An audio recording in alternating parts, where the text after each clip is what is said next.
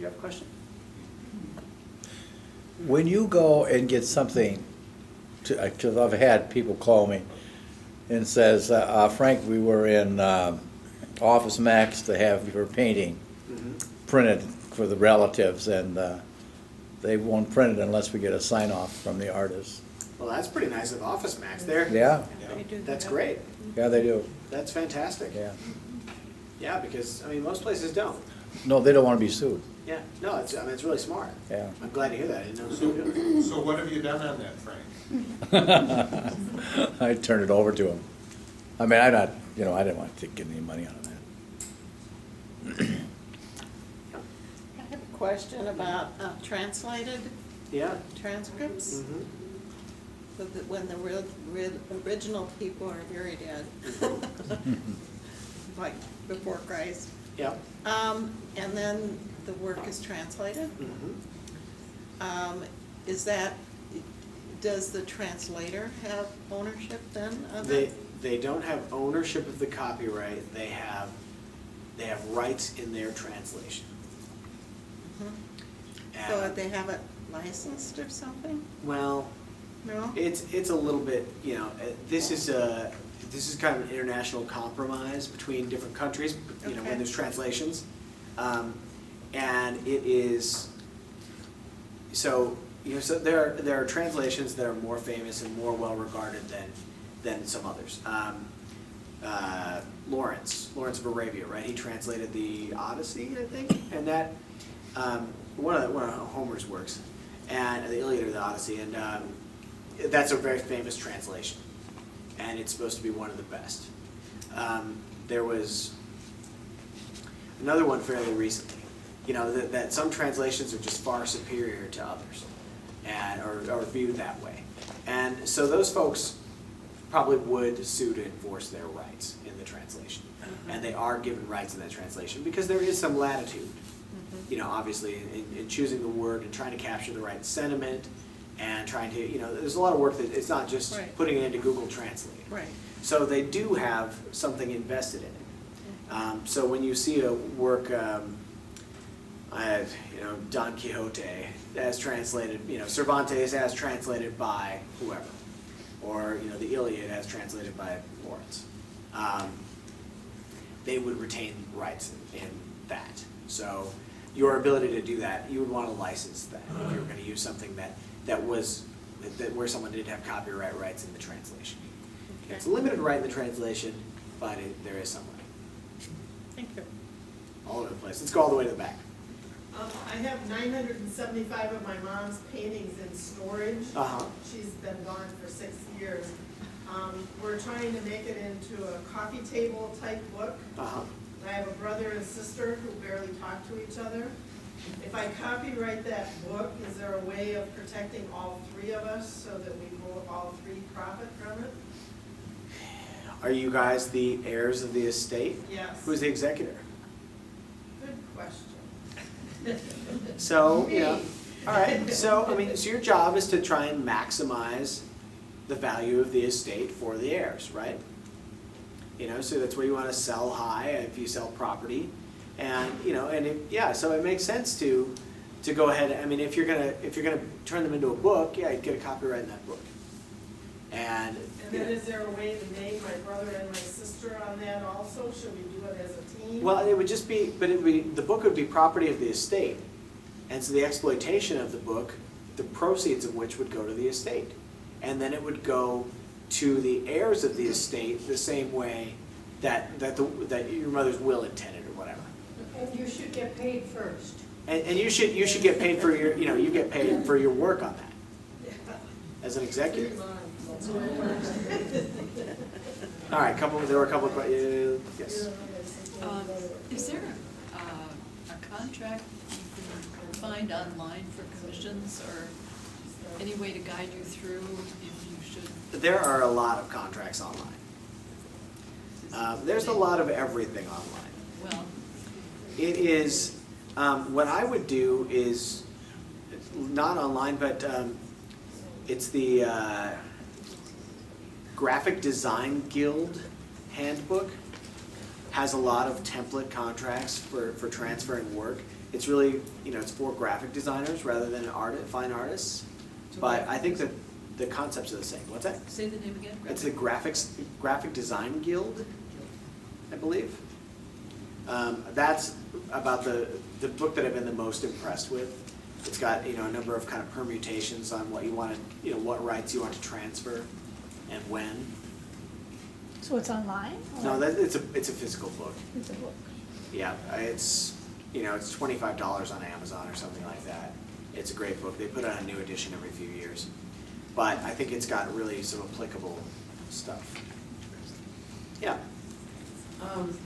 I'm just a beginning artist, so I don't have anything worth anything. But if I took a class, like I took a class from Frank, and let's say he has in his book or in his material a painting, and so one day I just decide, okay, I'm gonna try and do that painting as a matter of learning. Yep. Okay? And I get it all done, and wow, it really looks like his. And then all of a sudden somebody says, oh, can I buy that? Now what? I like that one. Keep using it. So really, if you're creating a look-alike, you're creating a derivative work. Your work, but for Frank's work, wouldn't exist. Right. And that's kind of the barometer of a derivative work. And so what you would want to do is that, Frank has the exclusive rights to make derivative works of his work. And you might get a license from him, you might ask his permission, and as a student, it might have come about in a very, organic and natural way that it isn't going to surprise him if you call him up and say, hey, I took this class from you, I painted one of your paintings, and lo and behold, someone wants to buy it. And Frank, if he's a savvy business guy, which we can tell he is, he's going to say, well, I'll take 20% of that, 10% of it, whatever. I mean, he might just say, oh, don't worry about it, go ahead. But he has the right to say, no, first of all. And he also has the right to say, yeah, why don't you give me a cut on that? Now, what about the person that buys the painting? Yeah. I mean, you could You say, gotta be honest with that person and say that is not an original painting, that's a copy of another you painting. should say that, yeah. You should say that. But you don't have to. Well, I mean, you should say that. I would say that the ethical person, the ethical artist would say, this is something I took in a class. We painted one of the artists, Right. the teacher's paintings, and this is, so it's my interpretation. I mean, if your work sells for $5,000, and the person who sees it says, well, I love it, and but he could buy that one for $100, Right. Then maybe it works out. Yeah. And you just like because your work has you have a particular renown, so you have I mean there are a lot of really crappy paintings that sell for a ton of money, right? Oh, We can all yes, agree. Right. And but the artist has a lot to do with what the value is. I mean, But a pretty picture is the buyer, the Yeah. purchaser, has a right also, right? they have a right to know the origin of their goods. That's right. I mean, but here's something that happens all the time. I mean, who's ever been in Hunt and Gather in Edina, antique store? You kind of dig through stuff, and you'll see paintings in there. Now, these might have been paintings by people who went to MCAT in the 50s, or who knows where they all came Uh-huh. from. And they don't have a signature that's legible. These are not people who went on to be famous artists. There's not, it's not going to be some major work. And, it's been forgotten, and you can pick it up for $10 at a thrift store. Well, does the artist have rights in it? Sure they do. But they weren't thinking about it. It's changed hands multiple times probably since then. And you know what? So be it. Yeah. I mean, they could come out of the woodwork. I mean, crazy stories happen, yeah. Okay, now here's a similar question. I was at an art show, well, in fact, it was Art on the Line. I have no idea who the artist was, I don't even remember if I looked. But I walked by this painting and I thought it was mine. Mm-hmm. And the reason why is because I was copying out of a book. And I liked the painting. Yeah. And so I thought I'd try to do it, but I wasn't selling mine. Mine was at home. But I thought, oh, Someone what's broke into my this? house and stole my painting. Yes, Yeah. yes, but that person had to have been copying the same book I was copying. Sure. So then can you put them in a show, or even if they're not for sale, can you have them in a judge's show? I mean, I think the answer is, well, okay, I think the answer is, of course, it depends. If what you were putting it in the show for was to show, like to show your technique, and you said, you know, this is my painting of this painting, and you were trying to demonstrate your technique and your skill level, that I can understand why maybe it would make into a show. But if you put it out there as an original piece of art with no comment on it, it wasn't, here's my version of, you know, Picasso starring it, whatever, you know, then you should not do that. I think that that would not be an ethical thing to do, and would probably be an illegal thing. But would that be only legal then if you're doing it of a painting that was done back in 1600 or Well, in whatever? those cases, like, The okay, artist would have to be dead, wouldn't he? well, I'd hope so, unless he was a vampire.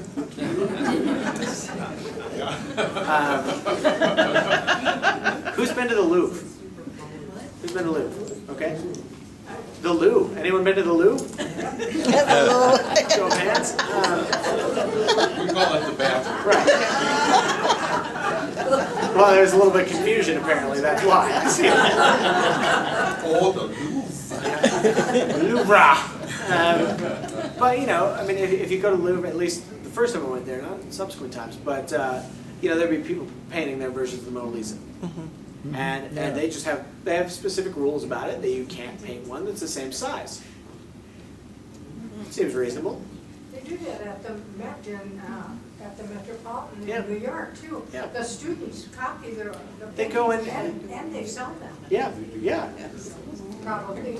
Yeah. I mean, you know, when there's a Well, they famous get commission to even do it. when there's a famous painting, it's pretty easy to say, well, I'm, you know, crazy look, I picked up a Picasso at this garage sale. You know, it's like, you know, and when it's a painting that's recognizable, you know where the original is, you know it's in a museum and which museum it's in.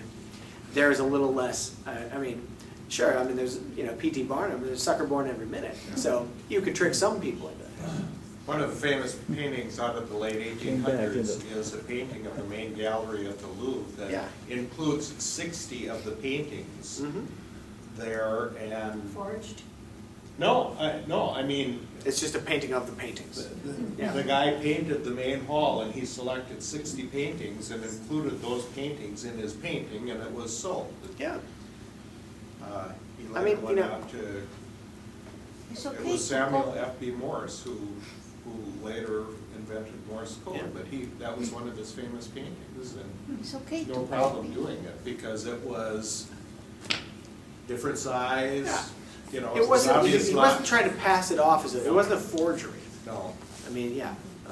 If it's okay to paint another Yeah. painting Mhm. from a famous artist, but if you don't put replica, you can be in trouble or not. Yes, you should You can put you should replica. identify that it is, that you're the artist doing an interpretation or doing a copy So of. you're protected if you put replica. Yeah. If I you mean- don't put replica, If you were trying to pass, you know, if you're trying to pass paintings off, if you're trying to, you know, like, well, I got a can of orange and a can of red, I'm gonna make a Rothko, you know? Like, that's, Yeah. that is bad. That's bad. Yeah, so identifying, you know, that it's a replica, identifying that. and you can put your name. And it's, in the history of art, there are very famous replicas. There are very famous, you know, pieces that are not the original, but, did anyone go to the MIA last summer and see the Rembrandt exhibit?